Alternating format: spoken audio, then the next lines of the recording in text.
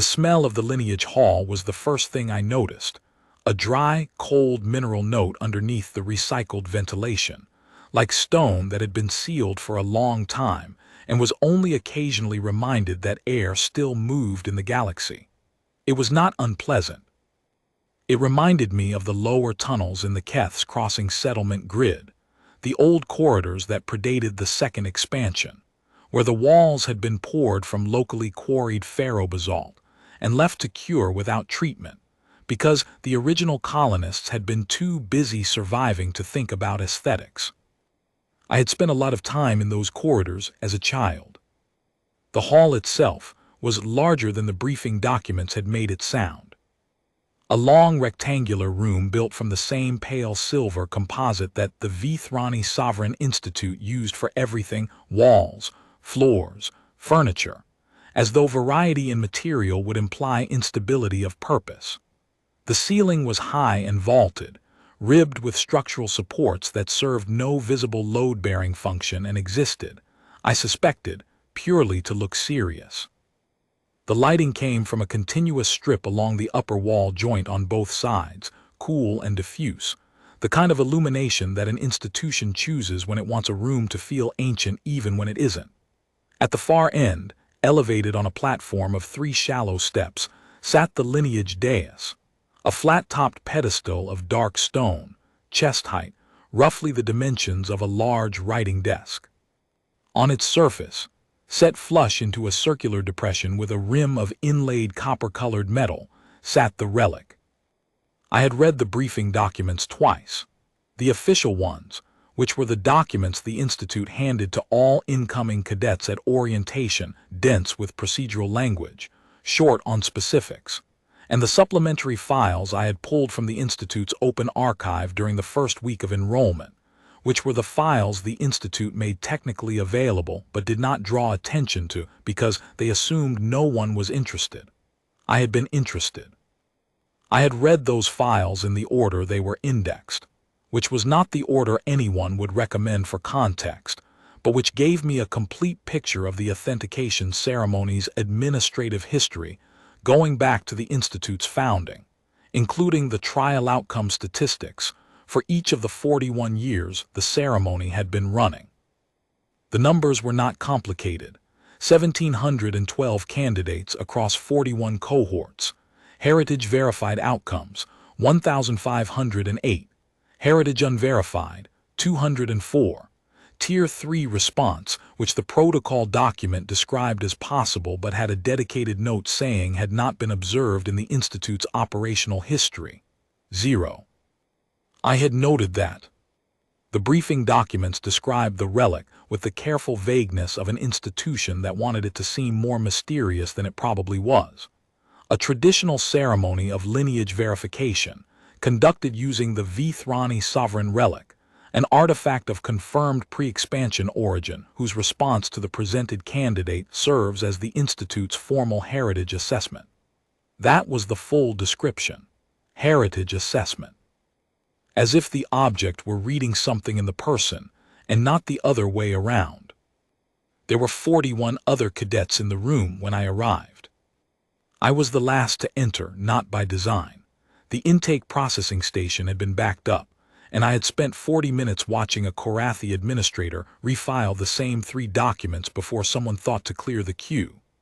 By the time I reached the hall, the others were already arranged in 2 loose columns along the side walls, standing in the informal waiting posture that cadets default to when they have been told to wait, but not been told how formally. I took a position at the back of the left column and assessed the room. Most of the cadets were Korathi. The Vithrani Sovereign Institute drew its enrollment primarily from the 7 Korathi home cluster worlds, which meant that in a room of 42 cadets, I could count the non-Korathi on one hand with fingers to spare. There was a pair of Relic cadets standing together near the front. Their scales were the dusted copper color of the Southern Hemisphere subspecies, and they held themselves with the slightly compressed stillness that Relic used to signal they are paying close attention, a postural language I had learned from the settlement's one Relic trade liaison when I was 11, because the settlement had no Relic population, and the trade liaison was the only one available to learn from. There was a single Velith cadet, young by Velith standards, built like a wall section, standing separately with the composed wariness of someone who was very large in a room full of people who were not. And there was one other human. He was standing about 6 positions ahead of me in the left column.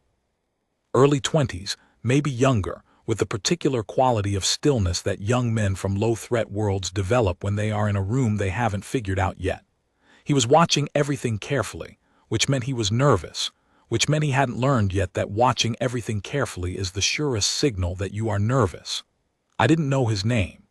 The intake files had listed 2 human cadets enrolled for the current term, and I was one of them, so I supposed he was the other. He glanced back at some point and saw me. His gaze traveled briefly to the patch on my shoulder, the Keth's Crossing Settlement Authority insignia, which I had been told repeatedly was not a standard affiliation marker recognized by the Institute, but which I had sewn onto my uniform anyway because I had been wearing it since I was 16, and old habits are not always worth breaking. He looked at it, looked at my face, and gave me the very small nod that humans in alien institutions give each other when they want to acknowledge shared context without drawing attention to it. I returned it. We did not speak. There was nothing to say yet.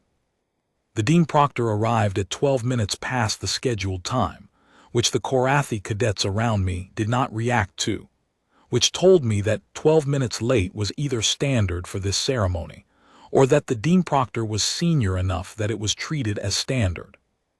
She was a tall Korathi female. I had learned to read Korathi gender markers in the first week of orientation, not because the Institute required it, but because it simplified things and I prefer things simplified. Wearing the full formal Institute collar, which was a rigid architectural piece that framed the neck and lower jaw and gave the impression that the wearer's head was a display item. Her scale pattern was darker than most of the cadets in the room, near black at the brow ridges shading to a deep charcoal at the jaw line, which I understood to be a marker of mature coloring in the Northern Cluster Korathi lineage. Her movement was precise and economical. She had the gait of someone who walked the same corridors every day and had long since stopped noticing the physical details of them. Her name, according to the intake files, was Proctordine Savath Merle. She took her position at the center of the raised platform without looking at any of us. A junior administrator followed her in and took a secondary position to the left, carrying a flat registry board. Savath Merle looked at the registry board without acknowledging the administrator, then looked at the room. Authentication Trial, she said. 42 candidates. Standard procedure. Candidates approach the dais in registry order when called, present the right hand, maintain contact for the assessment interval, and step back. The Relic's response is logged. If it goes quiet, the assessment is inconclusive and you are logged as heritage unverified. If it holds tone, the assessment is positive and you are logged accordingly. If it escalates, she paused. That has not happened in my tenure, so don't concern yourself with escalation protocols. They are in the official procedure document if you want to read them later. She stopped, the room waited. Questions, she said. No one asked any. Then we begin. The senior Korathi cadets, the 3rd and 4th years who had apparently been assigned to observe the trial as part of some pastoral role the Institute practiced, or perhaps merely as a tradition that had outlasted its original purpose, were positioned along the back wall near the dais, and they had the relaxed posture of people who had watched this room many times and knew exactly how it went. There were 6 of them. They wore the collar insignia of the upper tiers, trimmed in a darker metal than the standard cadet collar, and they carried themselves with the particular ease of students who have been in an institution long enough to understand its architecture from the inside and to feel confident that the architecture was built in their favor. One of them, the tallest, with a notched brow ridge that suggested either an old injury or an unusual growth pattern in the right frontal scale plate, was speaking in a low voice to the cadet beside him. I couldn't hear what he was saying. I could read the quality of his attention, which was the attention of an audience waiting for a specific moment to arrive. The moment it was waiting for was not the positive assessments. I noted that. The trial started. The first candidate was a Korathi cadet from one of the intercluster worlds. Savath Merle called a name that resolved into about 4 syllables and a tonal marker. And the cadet stepped forward, mounted the 3 low steps with the crisp economy of someone who had been trained in formal movement since early development, placed his right hand in the copperim depression, and held it there for what I estimated was 8 seconds. During those 8 seconds, the relic produced a sound, a low, clear, sustained tone, like a bell that had decided not to stop, smooth and steady. When the cadet withdrew his hand, the tone continued for 2 more seconds and then faded cleanly. The junior administrator marked something on the registry board. Positive assessment, Savath Merle said. Heritage verified, next. The next 4 cadets were all Korathi. The relic toned for each of them different durations, one notably longer than the others, which produced a small murmur of what I read as approval from somewhere in the room, and the administrator marked each in turn. I watched the procedure and I listened to the tone. It was not a simple sound. There was a harmonic in it, a secondary frequency that ran underneath the primary note and varied slightly between candidates, and the variation was not random. It was tracking something specific. I was not certain what yet. I kept watching. The 6th candidate was the first of the Relic cadets. He stepped forward with the same composed stillness I had noted earlier, placed his hand in the depression, held it. The relic was silent. He held the contact for what seemed longer than the 8-second standard, closer to 12, and then stepped back. His expression did not change. The administrator marked the board. Heritage unverified, Savath Merle said. Next. The Relic cadet returned to his position. His expression remained neutral, which told me this outcome did not surprise him, and that he had prepared himself for it in advance. His companion, still standing in the column ahead of me, also did not change expression, which told me the companion had expected the same result for both of them and had prepared accordingly. They were being professionally correct about it, and it cost them something to be professionally correct about it, and neither of them was going to let that show. The senior observer with the notched brow ridge said something to the cadet beside him, and both of them made the small suppressed motion that is recognizable in every species I have encountered as a private laugh shared at someone else's expense. I noted that too. The second Relic cadet's result was the same. Heritage unverified, logged, returned to column. The senior observer's reaction was the same, quieter but present, and I watched it without turning my head because I have had a lot of practice watching things without turning my head. The Velith cadet's result was also Heritage unverified, and I watched the room absorb that outcome with the same faint undertone of satisfaction, faint, because most of the Korathi cadets were too well trained to let it show openly, but present, because the senior observers were not trying very hard to suppress it. More Korathi cadets went forward. The relic toned each time that clean and steady note, the secondary harmonic varying in its small ways, the administrator logging each result. I watched the pattern. The tone was consistent for Korathi candidates and absent for non-Korathi candidates, and the senior observer's posture adjusted each time a non-Korathi candidate returned from the dais without a positive result. It was a subtle adjustment. But I had grown up in a settlement where reading posture could tell you whether the person 20 meters ahead of you on a trail had seen something dangerous, and I read posture well. I used the waiting time to work through what I was hearing. The primary tone was the obvious part, the alloy's bass resonance, the sound that it produced when placed under pressure by contact. I had heard that tone, or something very close to it, many hundreds of times in the lower tunnels of Keth's Crossing, when the structural monitoring cycle ran, and the ferrobasalt walls hummed their confirmation that the tunnel geometry had not changed since the last check. The settlement engineers called it the morning count. The walls counted themselves. The ones that were intact rang, and the ones that had developed stress fractures rang differently, and the ones that had failed didn't ring at all, and you checked the silent sections first. It was a straightforward system. My great-grandmother had explained it to me when I was 5, sitting in the lower corridor outside the grain storage bay, pressing my palm flat against the wall and feeling the vibration more than hearing it. "It's talking," I had said. "It's counting," she had corrected. "There's a difference. Counting is more useful." The secondary harmonic was less obvious, and it was the part that had been varying across candidates in a pattern I could not immediately categorize. It was not random variation. I had established that early in the ceremony, but its relationship to the candidates themselves was not linear in any way I could map to physical properties I could observe.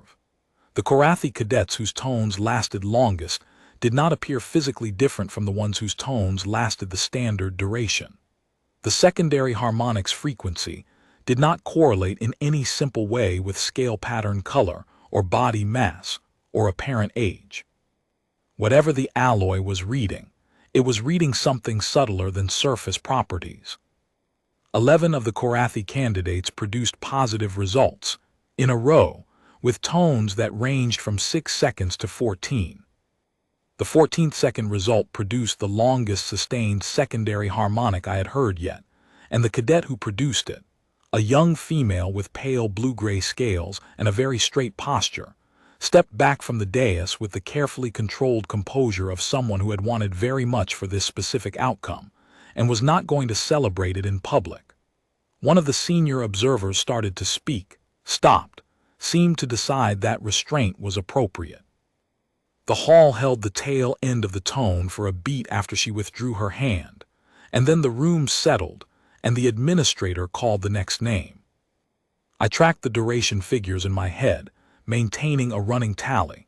The Korathi candidates were averaging 9.2 seconds, with a standard deviation that was not particularly wide. The outliers, the 6-second result and the 14, sat at roughly the same distance from the mean in opposite directions, which suggested the distribution was close to symmetric, and the variation was real and not noise. The Relic was not producing a flat, uniform response for all Korathi candidates. It was producing responses that varied within a range, and the range was tight enough to be meaningful. This was not how you would design an artifact if you wanted it to authenticate heritage in any genealogically meaningful sense. Heritage, lineage, descent, ancestry does not distribute in a neat symmetric bell curve across a population. It distributes in branching trees, with high concentrations where lineages converge and gaps where they diverge. If the Relic were reading lineage, the result distribution should have been lumpy and irregular, with clusters of high response near candidates from related family lines and gaps between them. What I was hearing sounded less like a genealogy reader and more like a calibrated detection system looking for a specific property range, where most Korathi candidates fell within that range naturally, and most non-Korathi candidates did not, and the within-range variation was real data about the property level, not random noise. The property it was reading was probably something physical, something in skin chemistry or thermal conductance or electrical properties, that the Korathi happened to have in a concentration range the alloy was sensitive to, and that the Relic and Velith cadets apparently did not have in sufficient concentration to produce a response. The Foundry cohort had been trying to produce a structural monitoring material, a sensor that responded to the properties of what touched it and produced a readable output. That was the application they had been designing for. A tunnel wall that rang differently when a stress fracture had begun, because the fracture changed the thermal and mechanical properties of the contact interface. 41 years ago, someone had picked up a piece of Keth's crossing trade stock and decided it was a heritage verification instrument. The error was not fraudulent. It was the error of an institution that had found something that behaved consistently in a testable way, had observed that consistency in operation, and had built meaning around the consistency without understanding the mechanism producing it. It is a very ordinary error. It is the error most institutions make most of the time, and most of them never find out they've made it because the mechanism never surfaces. I had grown up next to the mechanism. The ceremony continued. A Korathi cadet near the middle of the registry produced a result on the low end of the range, 7 seconds, a tone that sounded slightly thinner than the others, and I watched the senior observers register this without comment. The result was still a positive assessment. It would be logged as heritage verified. But the thin tone had landed somewhere it wasn't supposed to, in the space between the ceremony's public meaning and the data the relic was actually producing. And for a fraction of a second the observer's composure had been slightly uneven, the way a floor is slightly uneven when one board has begun to give. I noted that too. I was noting a great many things. By the time the registry had worked its way through the midsection of the alphabet, I had a reasonably complete working model of what the relic was doing, what the ceremony had been measuring, and what the gap was between those two things. The model had gaps of its own. I would need the alloy's technical specification to be sure of the mechanism, and I would need my uncle's foundry records to be sure of the provenance. But the bones of it were solid enough to stand on. The relic was a sensor. It was reading something. The something it was reading was a real property of the people who touched it, and the real property happened to distribute in a pattern that tracked, imperfectly but consistently, along species lines. That the institution had built 41 years of ceremony and classification around that pattern, without understanding what it was measuring, was not the relic's failure. It was doing exactly what it was built to do. The institution had simply decided what it meant before it knew what it was. Then the other human cadet was called. He stepped forward with the careful precision of someone managing their body language, the thing you do when you have been paying enough attention to know that how you walk to the dais matters and you want to walk correctly. He placed his hand in the depression. The relic was silent. He held it for the full 8 seconds, which I watched him count, a small repeated tension in his jaw that moved with his internal count, and held it for a 9th second, and then stepped back. "Heritage unverified," Saveth Merle said. He returned to the column. His face was controlled and still, and when he passed the position of the senior observer with the notched brow ridge, that senior cadet said something that I could not hear, in a voice precisely calibrated to be audible only to the person it was directed at and the two cadets standing closest. The human cadet's pace did not change, and his expression did not change, but a small cord in his neck went tight and stayed tight as he took his place back in the column.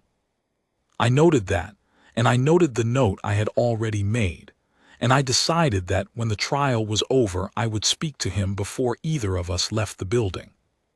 14 more candidates went through. The relic tone for all of them, they were Korathi, and the tones were clean and clear and varied, and the administrator's log must have been nearly full by the time the list had run down through the midsection of the alphabet. The senior observers relaxed incrementally as the results stacked up in the expected column. The room had a rhythm now, a settled certainty about what it was watching and what the remaining results would be. I was the second to last name on the list, which I had noted when I read the intake documents. Registry order was alphabetical by first enrollment name, and OSI came late in most alphabets. The administrator finally looked up and called my name. Osai Lira Adiz. I stepped out of the column and walked to the dais. The room was the same room it had been a moment ago, but the quality of the attention in it had shifted, which I could feel the way you feel changes in atmospheric pressure, not sharply, but with the whole surface. The senior observers had straightened slightly. Not because I was remarkable to them, but because I was the second human and the first had just gone heritage unverified, and the ceremony script they had been running said this was the portion where the second result confirmed the pattern and allowed them to close the book. That was the moment they had been comfortable waiting for, and they were comfortable now. arranged in their positions along the back wall with the ease of people who knew the ending. I climbed the 3 steps. The relic was approximately 40 centimeters in its longest dimension, roughly ovoid, with a flattened base that let it sit flush in the depression. Its surface was smooth to visual inspection but not polished. There was a grain to it, visible in the way the hall's ambient light moved across it, and the grain ran in a specific direction that I could see clearly from where I stood. The color was a dark iron gray with a very slight warmth to it, a reddish undertone that you could only see when the light hit it at the right angle, and even then only if you already knew to look for it. I stood above it and looked at it for a moment before placing my hand. The secondary harmonic I had been tracking through the earlier assessments made more sense now. The primary tone was the material's basic resonance response to contact. That much was straightforward.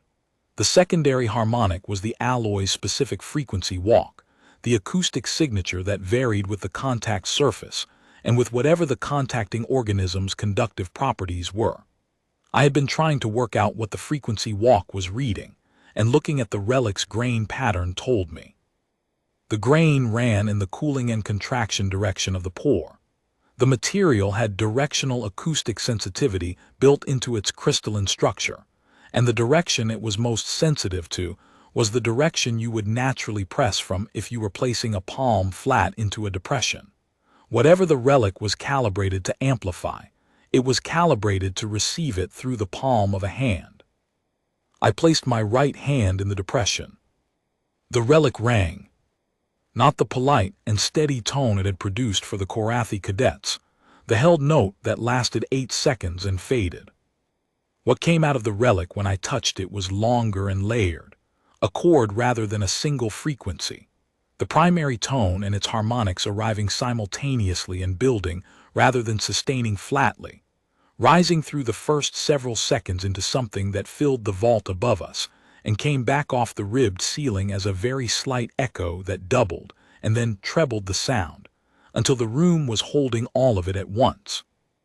The administrator's board made a sound of its own, a small electronic ping I had not heard it produce before, then a second ping, then a third.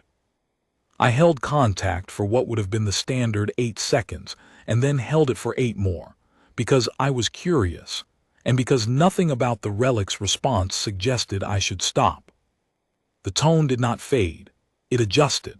The harmonic structure shifted twice while I held contact, moving through what I would have called, in the vocabulary of the settlement foundry, a resonance walk, the material cycling through its response range, testing the contact point, finding equilibrium.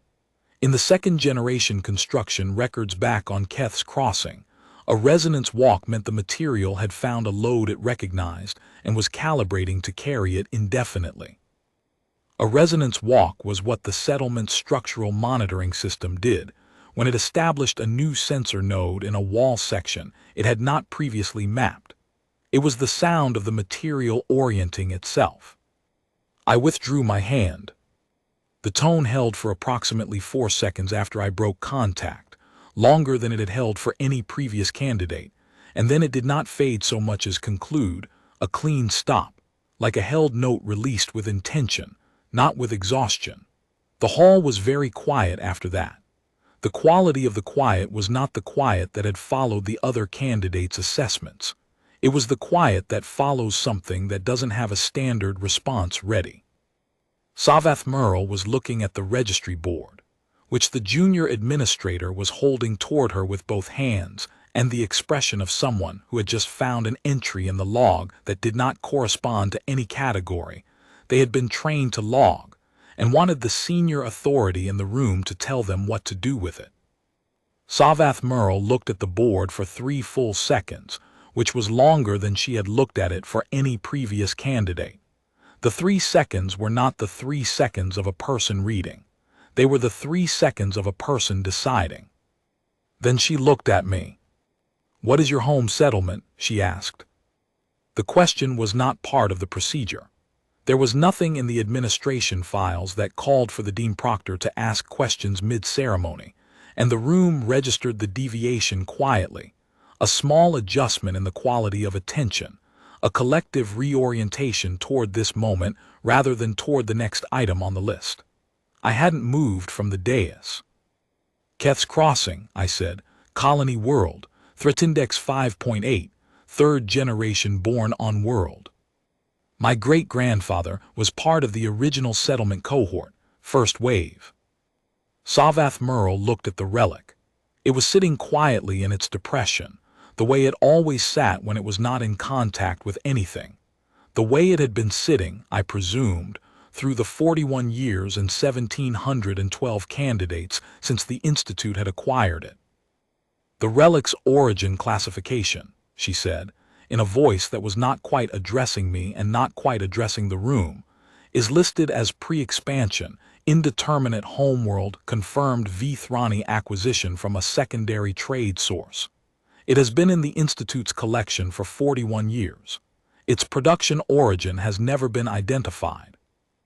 I can identify it, I said. It's ferrosilicate alloy with a manganese-vanadium substrate. The grain structure you can see in the surface is a cooling artifact. It forms when you pour the material in high ambient heat conditions and let it set without temperature management. The alloy produces it naturally. You can't replicate the grain pattern if you cool the material artificially. The second-generation Keth's Crossing Foundry cohort worked without temperature management because the settlement's energy budget in those years didn't run to it. They produced approximately 3,000 metric tons of this material over 11 years. Some of it went into tunnel construction. Some of it went into trade goods. I paused. My great-grandfather called it living stone. Savath Merle was quiet for a moment. The quality of the quiet had changed again. This was not the uncertain quiet that had followed the relic's chord. This was the quiet of a person who is recategorizing something in real time and is doing it methodically, because they are the kind of person who does things methodically. The acoustic response, she said. It's a property of the alloy's crystalline structure, I said. It resonates on contact. The resonance profile varies with the contact surface. Whatever the Institute has been reading as heritage verification is the alloy reading contact properties, thermal conductivity, dermal pressure distribution, something in that register. I don't know exactly what it's calibrated to detect, because I don't know what parameters the original Foundry cohort was optimizing for. I know they were optimizing for something, because the formula took 11 years to work out, and they were not slow workers. Savath Merle looked at me with an expression that I had learned, in my first 3 weeks at the Institute, to read as the specific Korathi face for recalibration, the expression that crosses their brow ridges and jaw plates when a category they have been relying on requires substantive revision. It was not a bad expression. It was the expression of a person who cares about their categories being accurate and is doing the work of correcting them. The assessment log, she said, the third-tier outcome, it was not theoretical, it was unobserved. 41 years and 1,712 candidates, I said. That's what the archive says. Yes.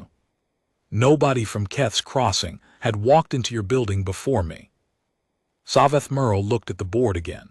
Then she looked at the room, which had not moved, which was watching this conversation with the close attention of 41 people who had just watched the ceremony they thought they understood produce an outcome they did not have vocabulary for. The senior observers along the back wall were very still.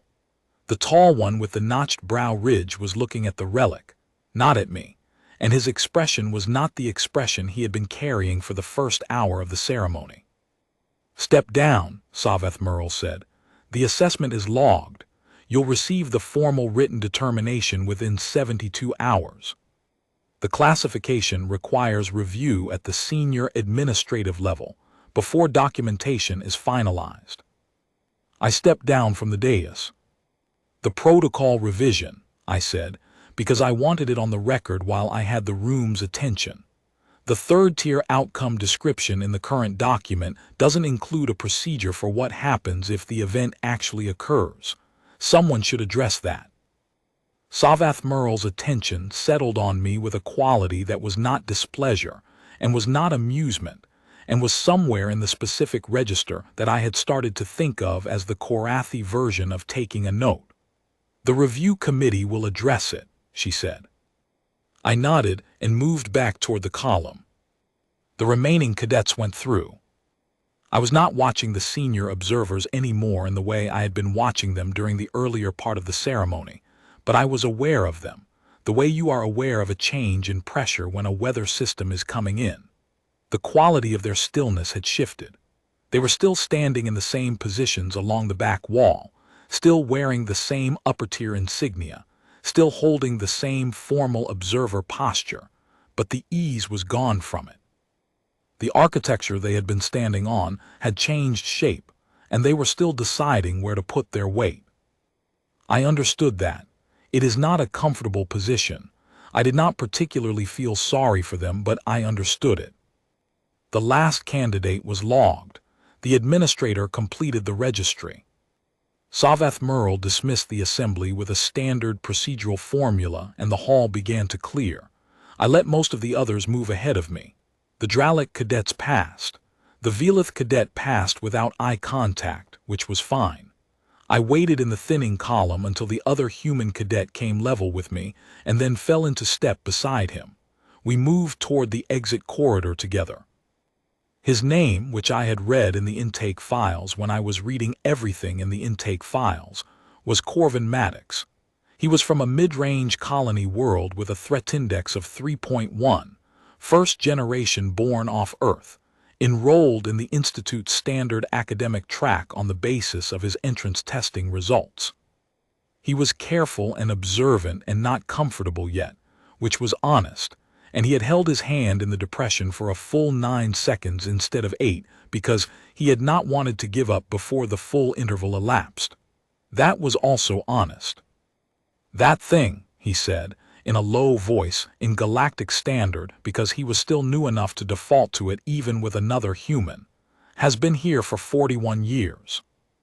That's what they said. And it came from your colony. Probably. I can't be certain without laboratory analysis of the specific alloy composition, but the acoustic behavior is consistent with what I know of second-generation Keths crossing ferrosilicate.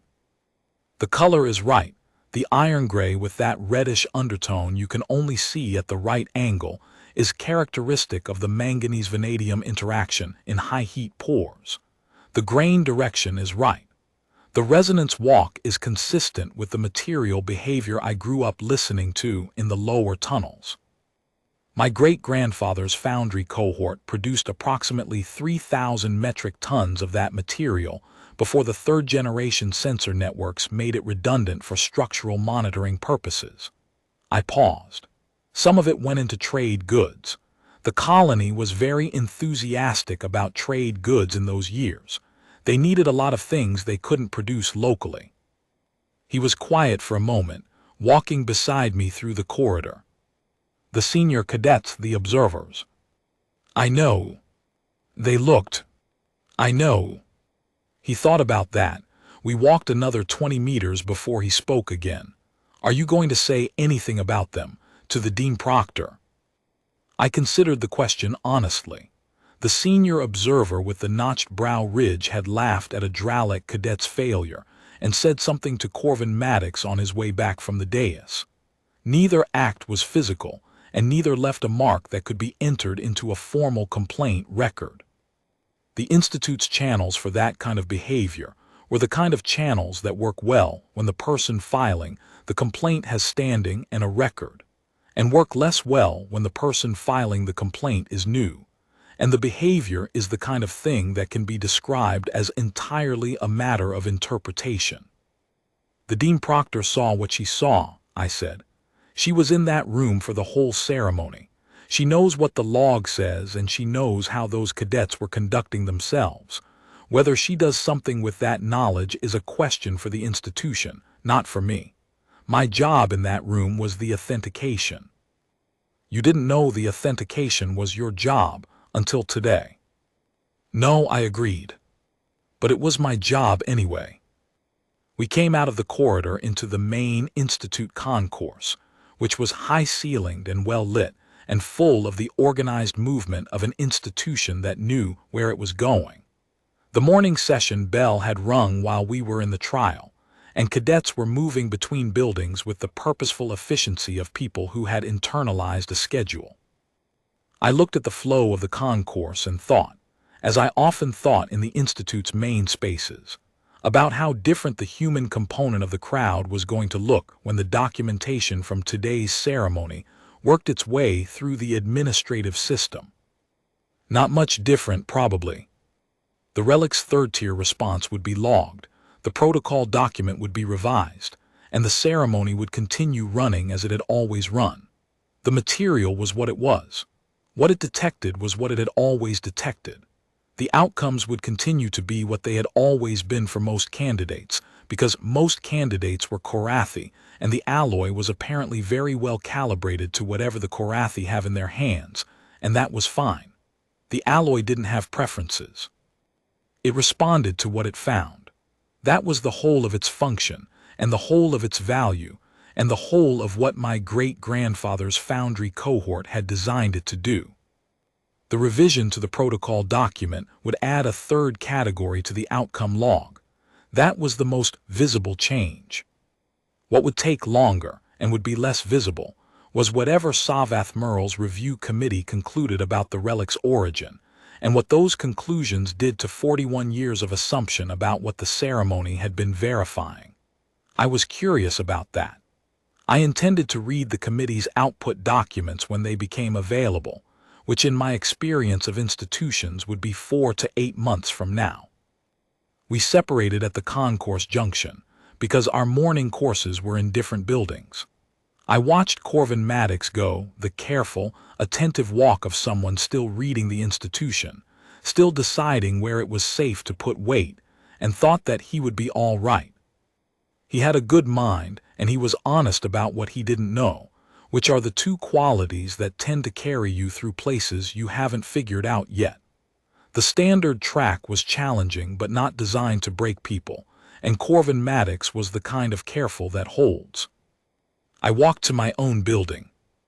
The 72-hour determination from the Dean Proctor's office arrived in 61 hours, which in my experience of administrative timelines meant someone at the senior level had looked at the open question and decided that leaving it open longer than necessary was its own kind of problem.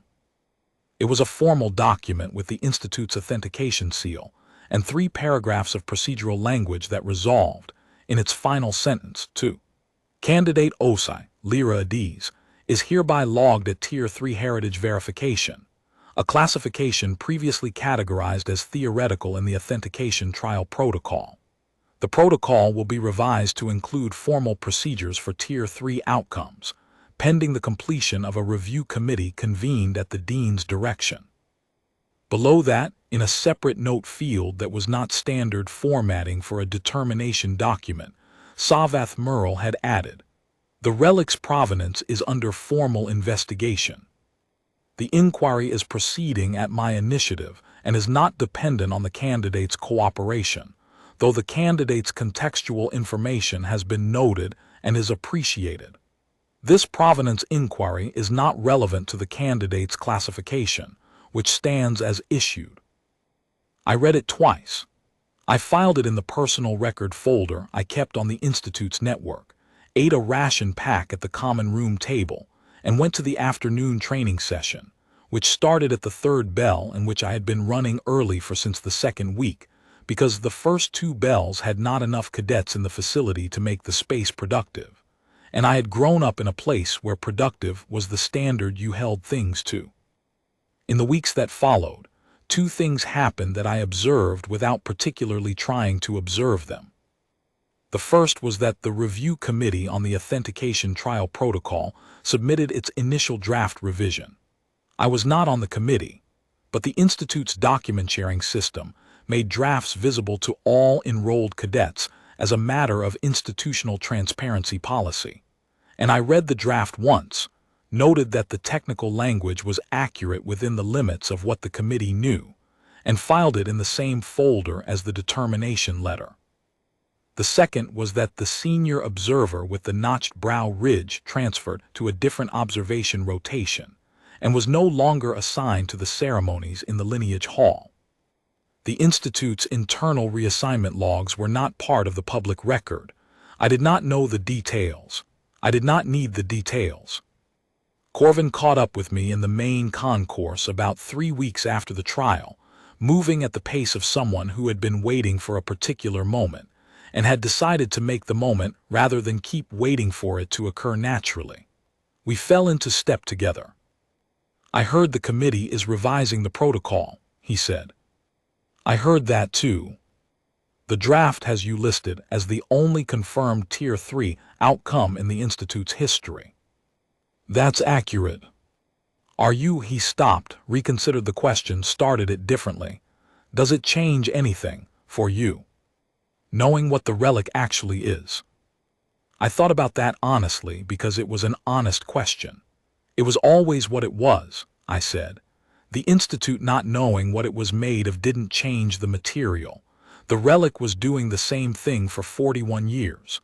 The categories the institution assigned to what it was doing were the only part that was ever off." He walked beside me for a moment.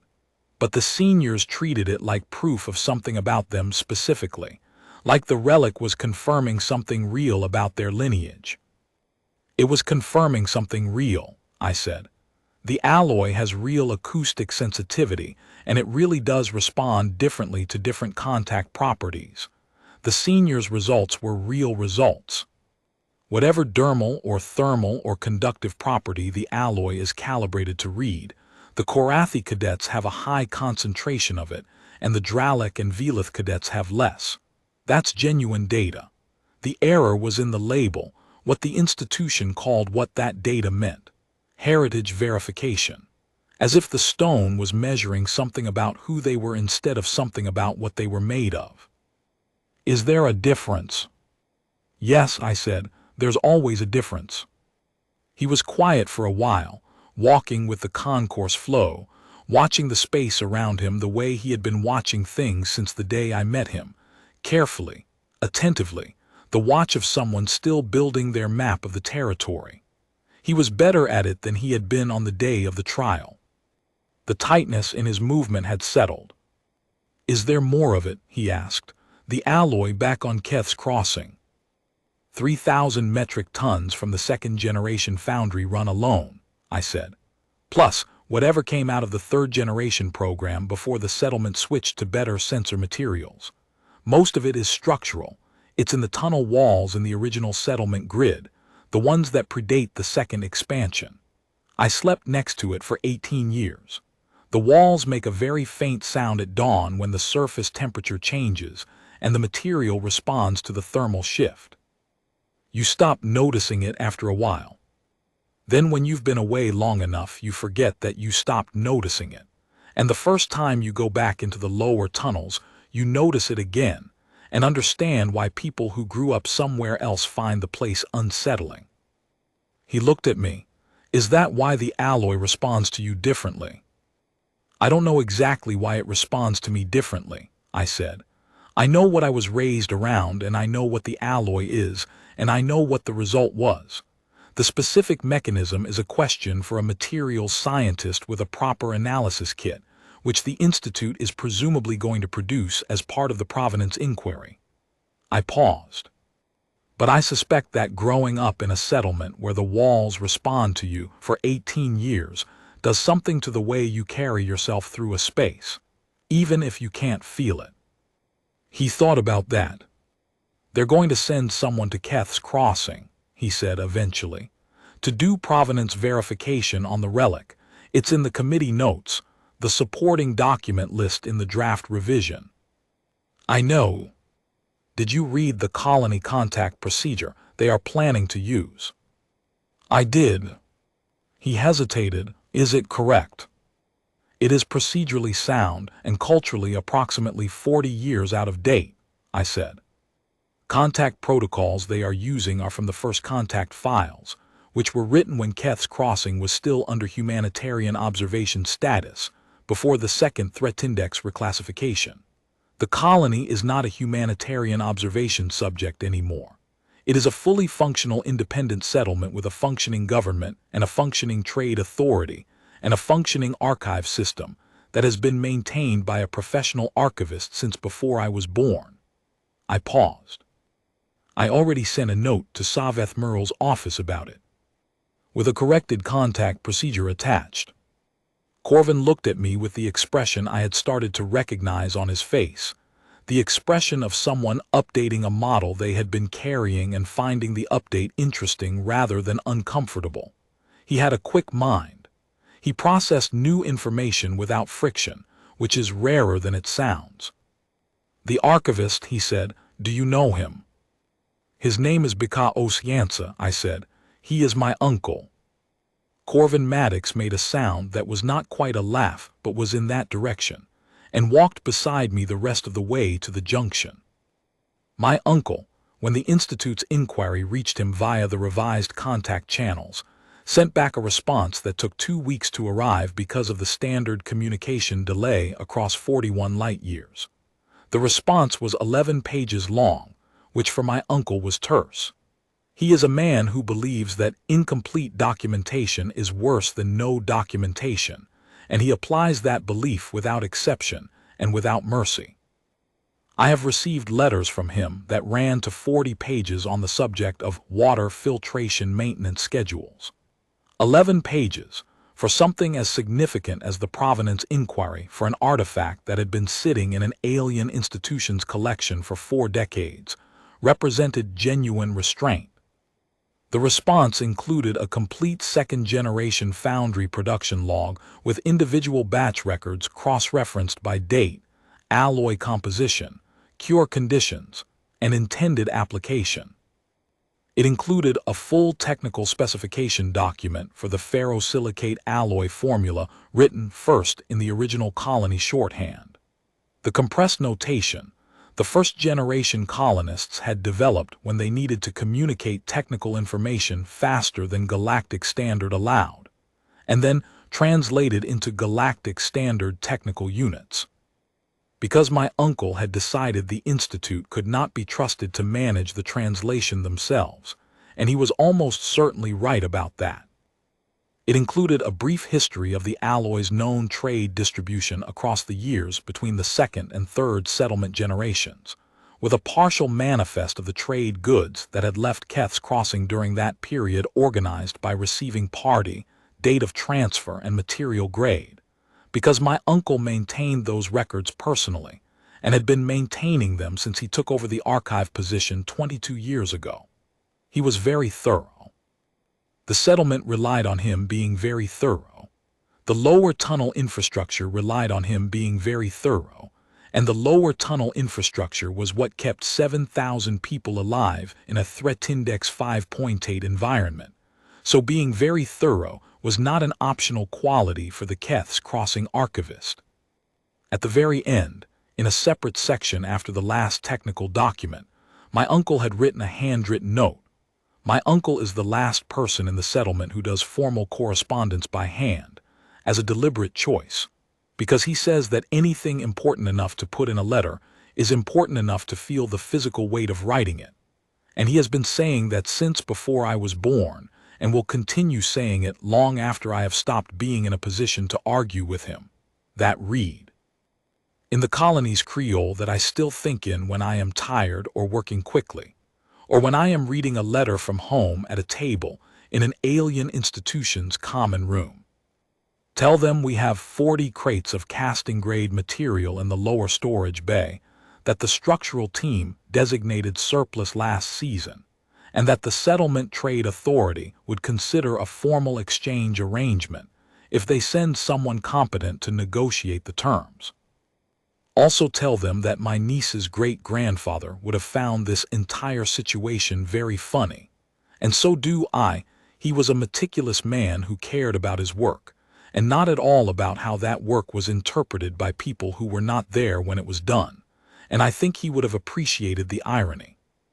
Tell the Dean Proctor that the archive is available to her inquiry at any time, and that any researcher she sends should plan to spend at least a week in the lower tunnels, because that is where the good material is, and you cannot understand the good material without understanding where it came from.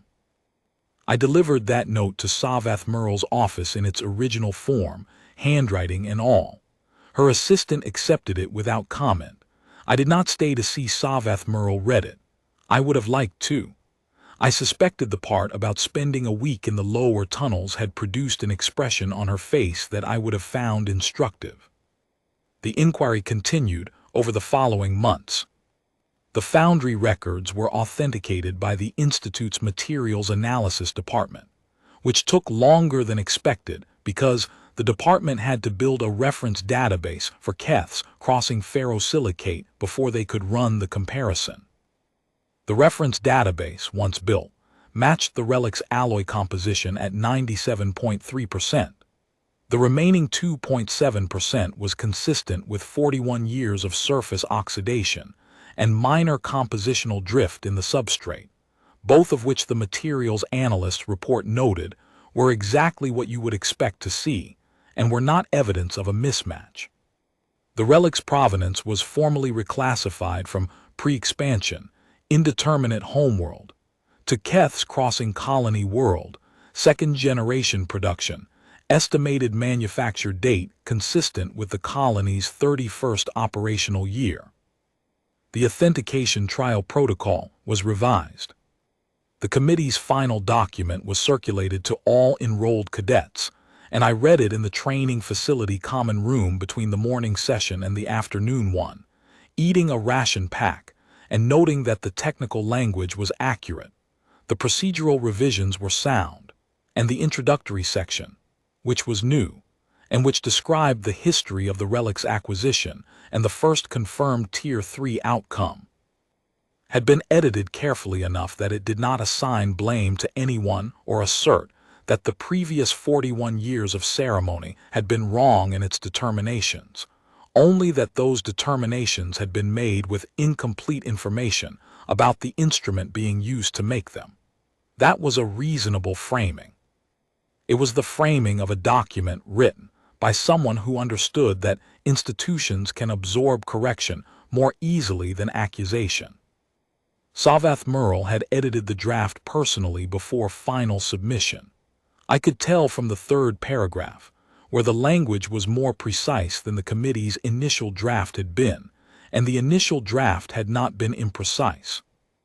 I filed the document. I went to the afternoon session.